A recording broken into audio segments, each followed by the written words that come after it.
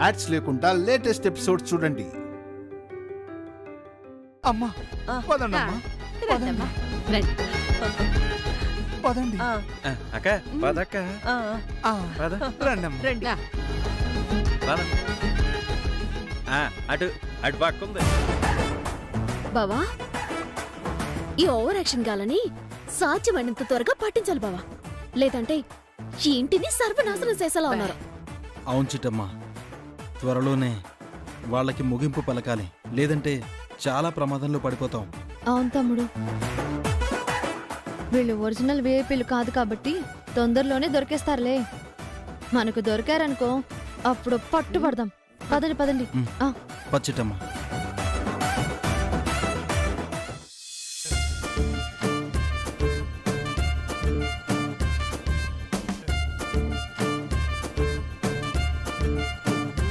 కూర్చోండి.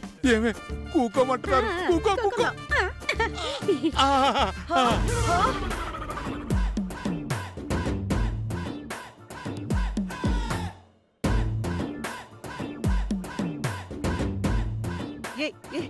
కింద కూర్చున్నారేంటి?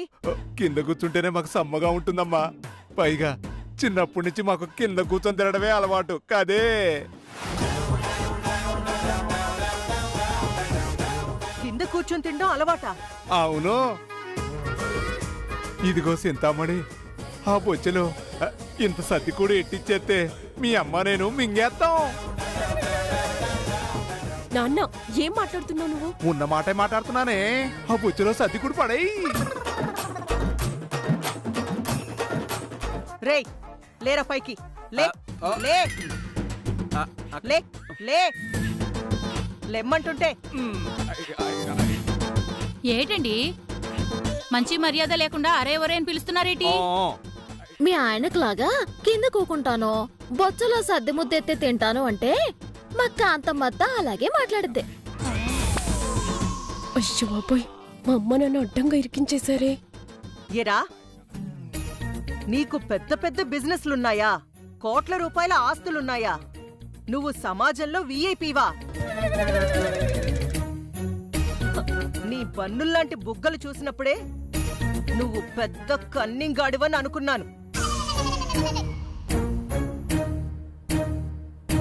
ఇదిగో ఏమన్నా అంటే నన్నాను, నా బుగ్గలు మాత్రం అనొద్దు. చిన్నోర్మై, అప్పటికీ మా చిట్టమ్మ చెప్తూనే ఉంది, వీళ్ళు రోడ్ల వెంట కొరడాలతో కొట్టుకుంటూ అడుక్కు తినే బ్యాచ్ మీరని. నేనే మిమ్మల్ని గుడ్డిగా నమ్మి చంకలు కొట్టుకున్నాను. పోండ్రా, అందరూ బయటికి పోండి. ఇన్నారుగా, మీ బండారం బయటడానికి ఎన్ని నెలలు పట్టుద్దో అనుకున్నాను. కానీ వచ్చిన గంటలోనే మీ అసలు రంగేటో మా కాంతమ్మత్తకి తెలిసిపోయింది. మూసుకొని అందరూ బయటికి వెళ్ళండి. వీళ్ళకి ఇలా కాచిట్టమ్మా, మెడ పట్టుకుని గెంటేదాకా తెచ్చుకుంటారు. వీళ్ళతో మాట్లాడటమ్మా, ఇప్పటికైనా నీకు నిజం తెలిసింది, అంతే చాలు. నడవండి బయటికి. ఆగు ఆగు ఆగు. అవకాశం దొరికింది కదా అని మా పుట్టింటి వాళ్ళని ఇలా అవమానిస్తారా? నాన్న, ఇప్పటికైనా అర్థమైందా నువ్వు కామెడీ చేస్తే పరిస్థితి ఎలా ఉంటుందో?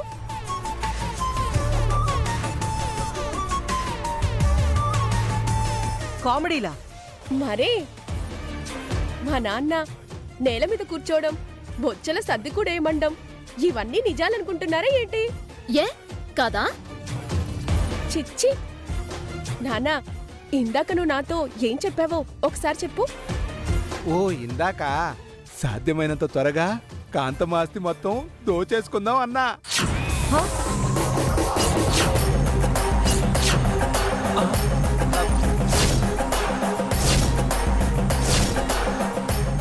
ఇన్నావు కదత్తా, వాళ్ళ బుర్రల్లో ఎన్ని దిక్కుమాల ఆలోచనలున్నాయో. నాన్నా, నువ్వింకా కామెడీ లాపలేదా? డేయ్, కామెడీలేంటి కామెడీలు? అతను అన్ని నిజాలే చెప్తున్నాడు. చిచ్చి, మా ఆయనకి పరాస్కాలు ఎక్కువ. ఇందాకొచ్చేటప్పుడు ఇంట్లోకి అడుగు పెట్టగానే ఏదో తింగర పని చేసేసి అందర్నీ నవ్వించేద్దామన్నాడు.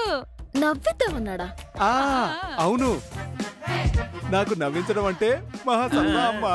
అందుకే కోట్లల్లో పుట్టి కోటుల్లో పెరిగిన నేను, కోటు తొడుక్కొని తిరిగే నేను కింద కూర్చోవడం ఏంటి, బొచ్చెలో సద్దన్నం అడగడం ఏంటి? నేను అలా అంటే మీరు ఎలా ఫీల్ అవుతారోనని అలా చేశానన్నమాట. మమ్మల్ని నవ్వించడానికి చేశారా? అవునమ్మా, మీరెప్పుడు ఏదో ఒక విషయం గురించి ఆలోచిస్తూ బుర్ర పాడు చేసుకుంటూ ఉంటారని మిమ్మల్ని కాస్తంత నవ్వించమని చెప్పిందమ్మా నా కూతురు. అందుకే ఇష్టం లేకపోయినా నేల మీద కూర్చొని మిమ్మల్ని నవ్వించేశాను. దాన్ని నవ్వించడం అనరు, నవ్వుల పాలవడం అంటారు. సరే కూర్చోండి కూర్చోండి. అమ్మమ్మమ్మమ్మమ్మమ్మ, మా ఇంటి దేవత ఇలా వేల్పు కూర్చోకుండా నేనెలా కూర్చుంటానమ్మా?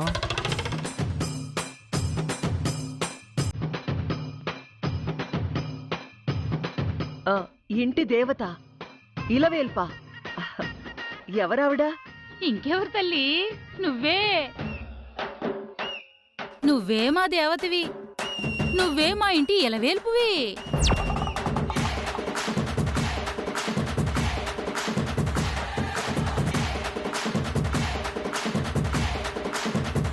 నువ్వు ఉన్నావు.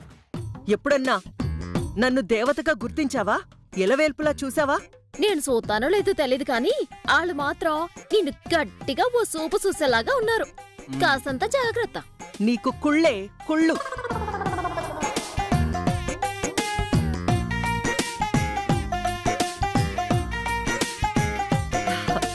రండి కూర్చోండి. రండి రండి మామగారు, రండి అత్తయ్య గారు. కూకోండి. కూర్చోండి. బావా, ఈ ఎదవలు దొరికిపోయారనుకున్నాను. దొరికినట్టే దొరికి తప్పించుకున్నారు బావా. అవును చిట్టి, వీళ్ళు మామూలు ముదుర్లు కాదు, వీర ముదుర్లు. నేను తినేశాను, మీరు తినండి. అమ్మమ్మమ్మమ్మ, దేవత తినకుండా ఈ భక్తులు ఎలా తింటారమ్మా? మీకు అంతగా ఆకలి లేకపోతే ఒక ముద్ద ఎంగిల్ చేయండమ్మా, దాన్ని మహాప్రసాదంగా తింటాం. హా? నా ఎంగిలే అన్నాన్ని ప్రసాదంలా తింటారా? అవును తల్లి, దేవత ఎంగిలి చేస్తే అది ప్రసాదమే కదా.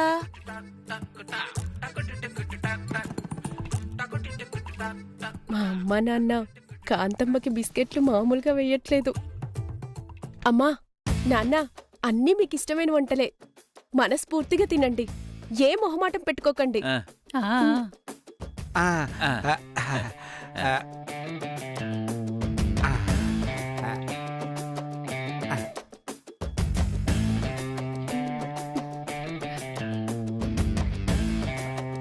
అమ్మా, నైవేద్యం తీసుకోండి, ప్రసాదం ఇవ్వండి.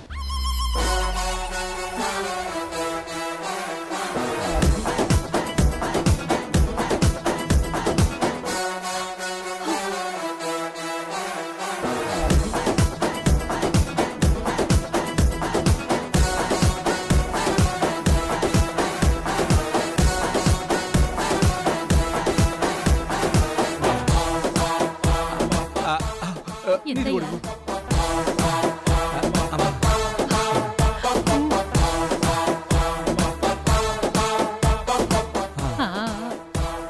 మహాప్రసాదం ఎన్నో జన్మల్లో అదృష్టం చేసుకుంటే కాని దొరకదు.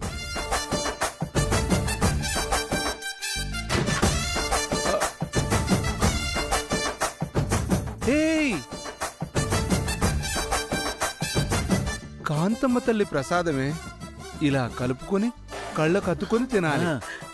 అలాగేనయ్యా.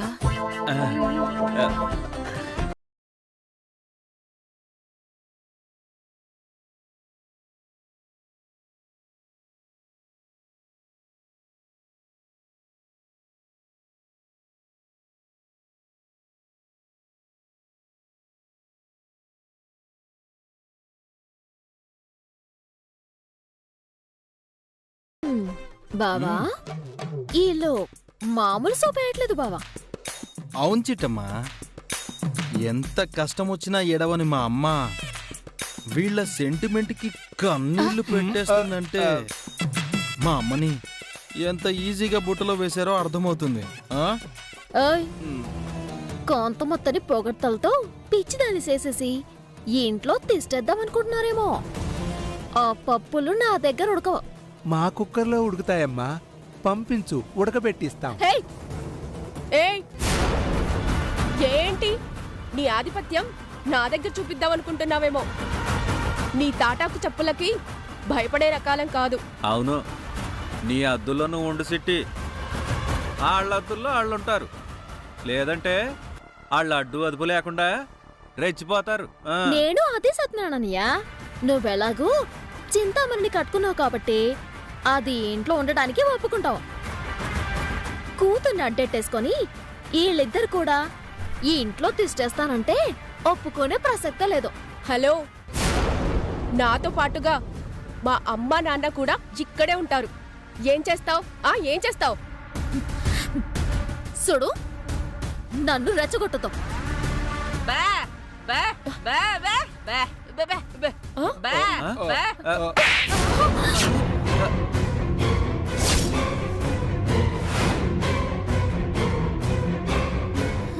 మా అమ్మని కొడతావే నిన్ను.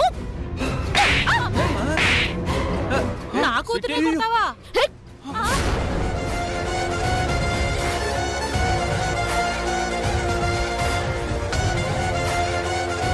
వయసులో పెద్దదానివి కదా అని ఆగుతున్నాను. లేదంటే సింత కొట్టి సింతకు పచ్చడి చేసేదాన్ని. ఏమే మా పెళ్ళం మీదే చెయ్యెత్తుతావా? ప్రాణాలు తోడేస్తానేమనుకున్నావో? రేయ్, నా భార్యని పట్టుకుని ఏమే గీవే అన్నావంటే పళ్ళు రాలగొడతాను. పనికి మాలిన వెదవా. చూసారా అల్లుడు గారు, బంధువులని కూడా చూడకుండా ఎన్నేసి మాటలు అంటున్నారో. అత్తయ్య, వాళ్ళతో మాట్లాడి వాళ్ళు కావాలని మనతో కూడా పెట్టుకుంటున్నారు. మనం వెళ్దాం పదండి. రండి రావయ్యా, నీ అంతా రండి, చూస్తా ఉండు. రండి. రావే, రండి మావయ్య, రండి అత్తయ్య, రండి. రే కోడబేచ, రేపు ఉదయం మాకు ఇంట్లో కనబడ్డారో ప్రాణాలు తోడుతాను. ఇప్పుడు చెప్తున్నాను విను. మా అమ్మ నాన్న ఇక్కడే ఇదే ఇంట్లో నాతో పాటే జీవితకాలం ఉంటారు. నీకు చేతనేంది చేసుకో. రండమ్మా.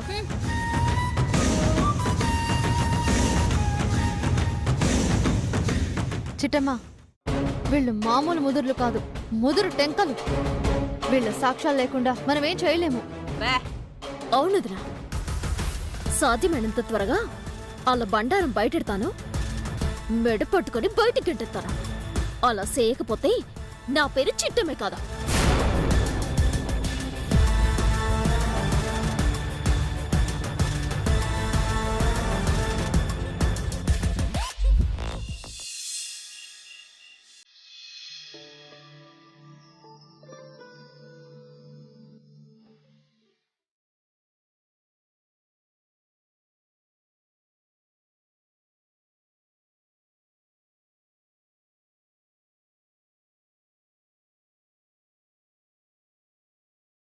అమ్మ లత, ఇప్పటిదాకా జరిగినవేవి మనసులో పెట్టుకోకమ్మా.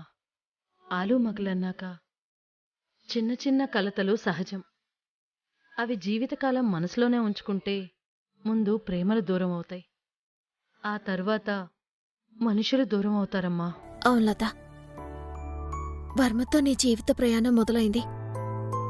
ఆ ప్రయాణంలో ఒడిదుడుకులు సహజమే. వాటన్నింటినీ మనసులో ఎట్టుకుంటే జీవితం అనే ప్రయాణం అర్థాంతరంగా ఆగిపోతుందమ్మా.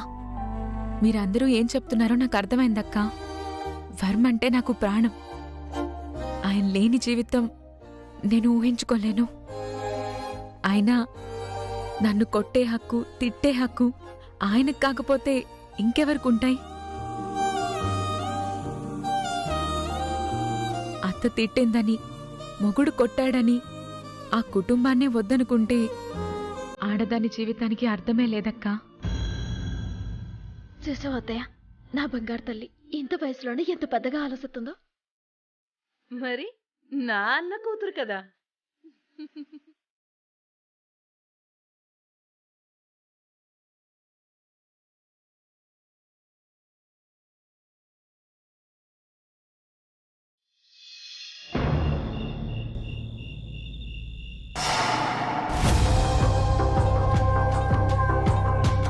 ఇన్నాళ్ళు ఆ వీరనారాయణ గాణ్ణి చిన్నబాబుగారు చిన్నబాబుగారు అని పిలవాల్సొచ్చింది. ఇప్పుడు ఈ యదవని కూడా అయ్యగారు బాబుగారు అని పిలవాల్సిన కర్మ పట్టింది. ఏదేమైనా వీణ్ణి కూడా ఒకసారి అరే ఒరే అని పిలిచేస్తే నా ఈగో సాటిస్ఫై అయిపోతుంది. ఏరా రఘు, పిలుస్తుంటే పలకవేంట్రా? నిన్నేరా, ఏం చేస్తున్నావురా? ఏయ్, ఎంత పొగరే నీకు, నన్ను పట్టుకుని ఎరా అంటావా? నిన్నే కదరా అన్నాను, మళ్ళీ నన్నే అన్నావా అంటావా? గాడిద మొహమోడా. నిన్నే అడిగేది, అడుగుతుంటే మాట్లాడవేంటి? పొగరా? బాబుగారు, మీరు నన్ను అనవసరంగా అపార్థం చేసుకున్నారు. నేను ఫోన్లో మాట్లాడుతున్నానండి. ఓహో, ఫోన్లో మాట్లాడుతున్నావా? ఇంకా నన్నేమో అనుకున్నాను. చాచా, మిమ్మల్ని పట్టుకుని ఏరా రఘు ఏం చేస్తున్నావురా అని అంటానా? అంత దమ్ముందా అండి నాకు? అనుకున్నానులే, ఎవరినో అంటున్నావని. పోరా పిల్లి పిత్తిరెదవా, ఇప్పుడు అంది నిన్నేరా. నీకు ఆవేశమే తప్ప బుర్ర లేదని నాకెప్పుడో తెలుసులేరా. మీరేమన్నా అనుకోండి బాబుగారు, మీరు మాత్రం చాలా అమాయకులండి. ఏం మాట్లాడుతున్నావు కాంతమ్మా? నిజమేనండి, ఆ వీరనారాయణని చూశారుగా. మీరు ఇంటి ముందుకెళ్ళినప్పుడేమో కూతుర్ని చీపో అని గెంటేశాడు. మీరిలా రాగానే అలా ఒడిబియ్యం పోసి పంపించాడు. దాని అర్థమేంటో తెలుసా అండి? ఏంటది? నా అన్న కూతుర్ని మీ ఇంటికి కోడలిగా పంపించాన్రా, దాన్ని అడ్డం పెట్టుకుని ముందు నీ కొడుకుని లాగుతాను, తర్వాత నా చెల్లిని లాగుతాను, ఆ తర్వాత నిన్ను ఏకాకిని చేస్తాను అని అర్థమండి. దాంట్లో ఇంత అర్థం ఉందా? అవునండి. మీరు గనక లతని ఇలాగే వదిలేస్తే రేపొద్దున్న లతతో పాటుగా ఆ వీరనారాయణగాడు వాళ్ళమ్మ వచ్చి ఈ ఇంట్లో తిష్ట వేసినా ఆశ్చర్యం లేదు. పైగా వాళ్ళ ఆస్తులు కూడా పోయాయి. నిజమే కాంతమ్మా, ఆస్తులన్నీ పోగొట్టుకుని అనాకారి వెదవలా మిగిలాడు కదా. అవునండి, నా భయం కూడా అదే.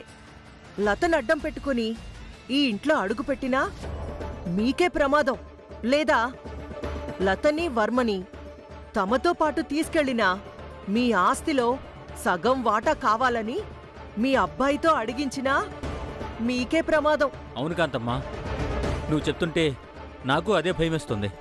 భయమేంటండి? మీరు గనక జాగ్రత్త పడకపోతే భవిష్యత్తులో జరిగేది అదే. మరి దీనికి పరిష్కారం ఏంటంటావు? ఏముందండి, ఏదో ఒక మెలిక పెట్టి లతని కాపురానికి రాకుండా చేశారంటే అప్పుడు వీరనారాయణే మీ కాళ్ల బేరానికొస్తాడు. అలా కాదని మీ కొడుకు కోడల్ని వీరనారాయణ తీసుకెళ్లాడనుకోండి, అప్పుడు మీరే వీరనారాయణ కాళ్ళు పట్టుకోవాల్సొస్తుంది. ఛీ, నా ప్రాణం పోయినా సరే వాడి కాళ్ళు పట్టుకునే ప్రసక్తే లేదు. మరైతే ఆ లత కాపురానికి రాకుండా మీరే జాగ్రత్త పడండి. ఆ ఐడియా కూడా నువ్వే చెప్పు కాంతమ్మా. లోకజ్ఞానం లేనిదాన్ని అన్న ఐడియాలు నాకెలా వస్తాయి చెప్పండి? నీ సంగతి నాకు తెలుసులే కాంతమ్మా, కోతులు తవ్వడంలో నువ్వు ఎక్స్పర్ట్వే. నీకేదో సాయం చేద్దామని నేననుకుంటే నన్నే తిడతావరా దరిద్రపు సచ్చినోడా. ఏదో తమరి అభిమానం అండి. చెప్పు కాంతమ్మా, ఐడియా చెప్పు.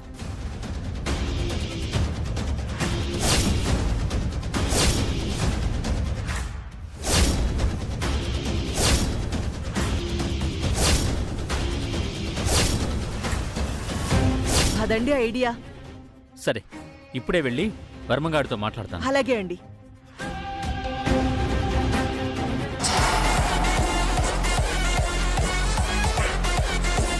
వెళ్ళరా, వెళ్ళు. ఆ లత నీ ఇంటికి రాకుండా నా ఇంట్లో కుక్కలాగా పడుండడమే నాకు కావాలి. లేదంటే ఆ 50 ఎకరాలు రాకుండా చేస్తారా? చూస్తా.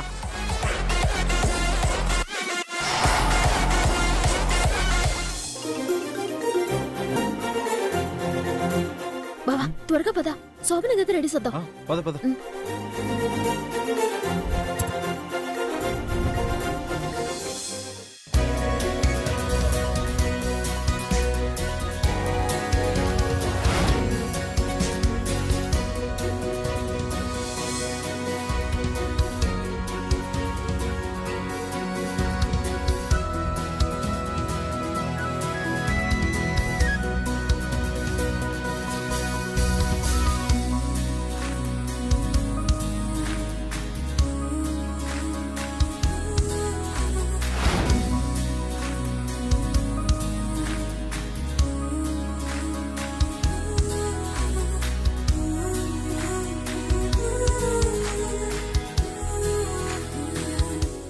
మరిది ఈ శోభనం గదిని అలంకరించడానికి మేమున్నాంలే కాని నువ్వెందుకు శ్రమ పడిపోతున్నావో? అంటే మీ పనుల్లో మీరు బిజీగా ఉన్నారు కదా వదినా, అందుకే నేను ఖాళీగా ఉండడం దేనికని దీని సంగతి చూస్తున్నాను. నాకు అర్థమైందిలే తమ్ముడు. అలంకరించడం ఆలస్యం అయిపోతే నీ శోభన ముహూర్తం దాటిపోతుంది.